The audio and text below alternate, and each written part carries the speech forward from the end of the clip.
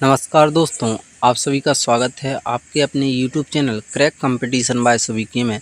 दोस्तों, आप सभी को पता है कि अपने इस क्रैक कंपटीशन बाय सुबीकी नाम के चैनल में आपको प्रैक्टिस सेट, एमसीक्यू हर विषय और विषय के अंतर्गत हर टॉपिक के आपको मिलेंगे, चाहे एसएससी जीडी हो, चाहे एसएससी एमटीएस हो, चाहे एसएससी सीजीएल हो, भारत का कोई भी एग्ज़ाम हो, चाहे बैंक का हो, कोई भी हो। अगर आपको जीके जीएस के एमसीक्यू लगाना है तो आप हमारे चैनल पर विजिट कीजिएगा, चैनल को सब्सक्राइब कीजिए, वीडियो को लाइक कीजिए और अधिक से अधिक दोस्तों तक शेयर कीजिए, है ना। तो आपको पता है केमिस्ट्री आपको रात 8 बजे मिलती है, तो हमने केमिस्ट्री के 2 पार्ट अपलोड कर दिए हैं।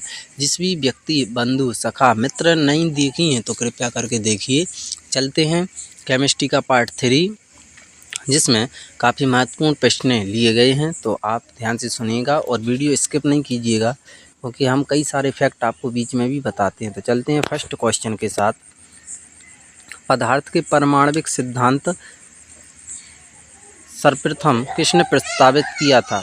तो पदार्थ का जो परमाणु सिद्धांत था वो सबसे पहले किसने दिया था? तो उनका नाम था Rutherford, John Dalton, J Thomson या नील्स बोर। तो इसका करेक्ट आंसर है John Dalton. Option B is the correct answer. अगले क्वेश्चन पर चलते हैं दोस्तों। अगला क्वेश्चन है, पदार्थ के नाभिक का आकार होता है।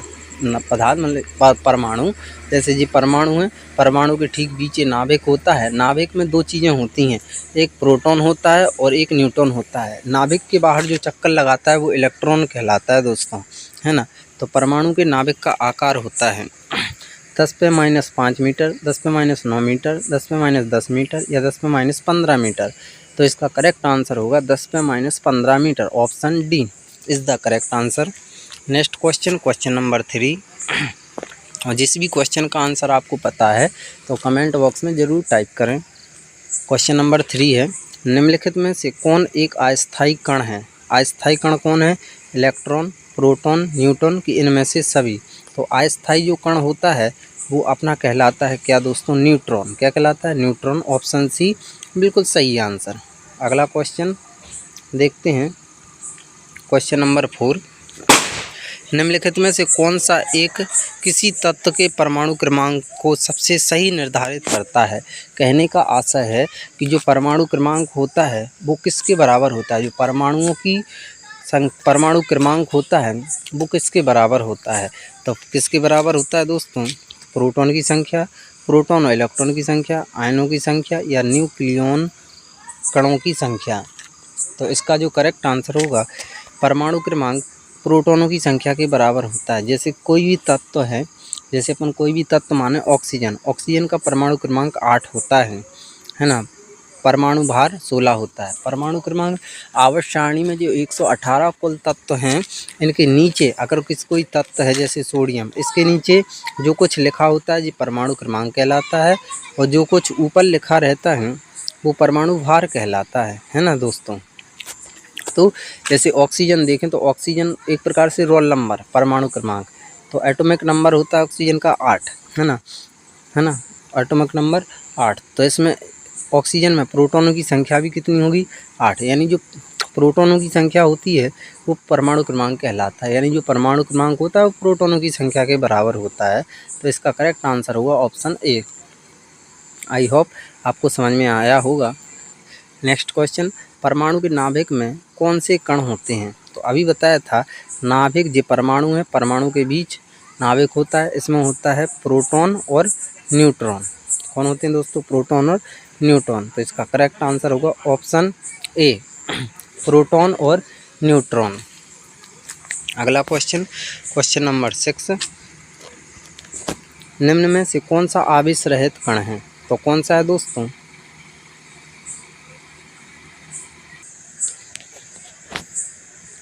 तो कौन सा आवेश रहित कण है ये बताना है।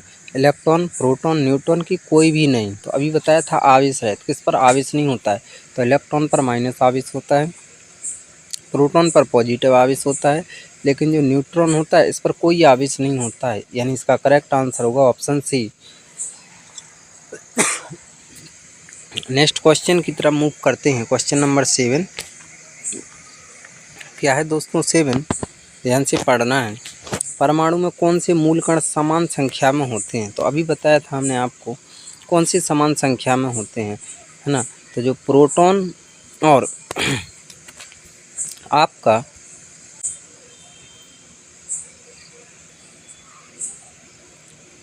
तो समान संख्या में कौन होते हैं, तो इलेक्ट्रॉन और प्रोटॉन। तो इसका करेक्ट आंसर होगा ऑप्शन बी, क्वेश्चन नंबर 7 का। नेक्स्ट क्वेश्चन, क्वेश्चन नंबर 8, सबसे पहले इलेक्ट्रॉन के आवेश का निर्धारण किसने किया था। तो जो इलेक्ट्रॉन, प्रोटॉन और न्यूट्रॉन है, इसके खोजकर्ता आविष्कारक भी पूछे जाते हैं। तो इलेक्ट्रॉन के खोजकर्ता कहलाते हैं कौन, option A Thomson, option B Millikan, option C Rutherford, option D Coulomb. तो इसका करेक्ट आंसर होगा option A sir J Thomson electron के आविष्कारक हैं। अगला क्वेश्चन, क्वेश्चन नंबर 9, एक इलेक्ट्रॉन पर कितना आवेश होता है दोस्तों। तो कितना होता है, काफ़ी इंपॉर्टेंट क्वेश्चन है जी, कई बार एग्जाम में आया हुआ है और आएगा हमेशा।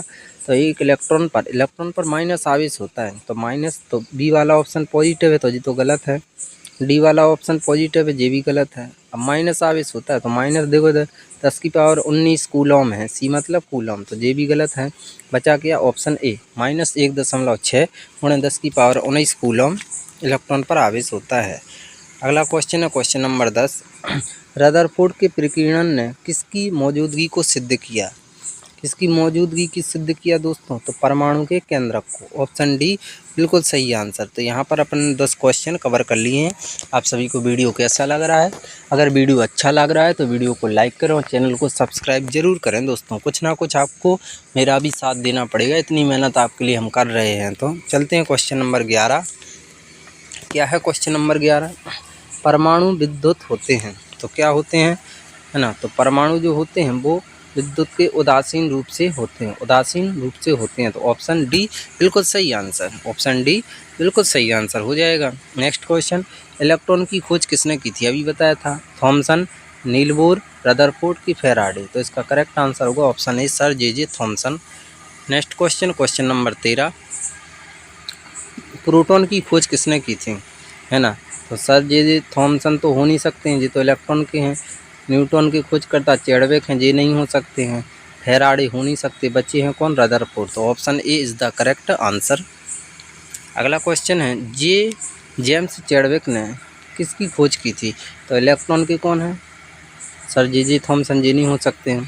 प्रोटॉन की अभी देखे आपने, रदरफोर्ड। मेसॉन नहीं, बचा कौन, ऑप्शन सी न्यूट्रॉन।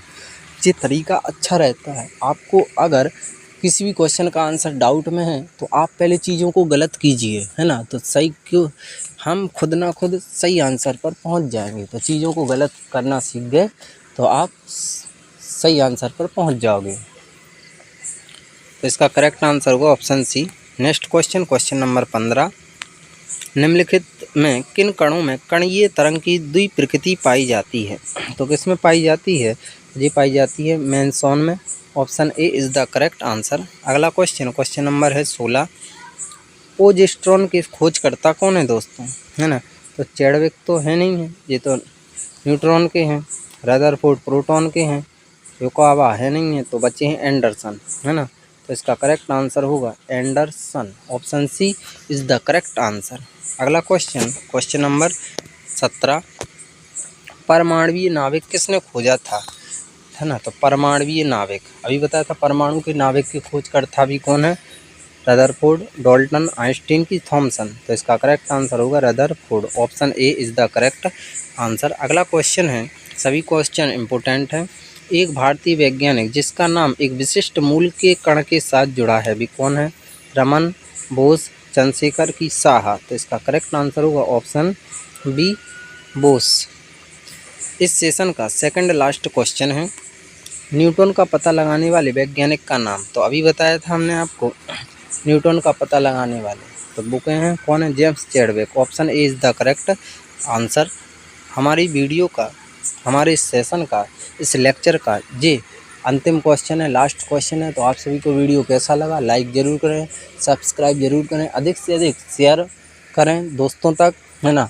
तो थोड़ा सा आपको मेरी मेहनत पर कुछ ना कुछ तो बताना होगा, है ना। तो चलते हैं, मिलते हैं अगली वीडियो के साथ।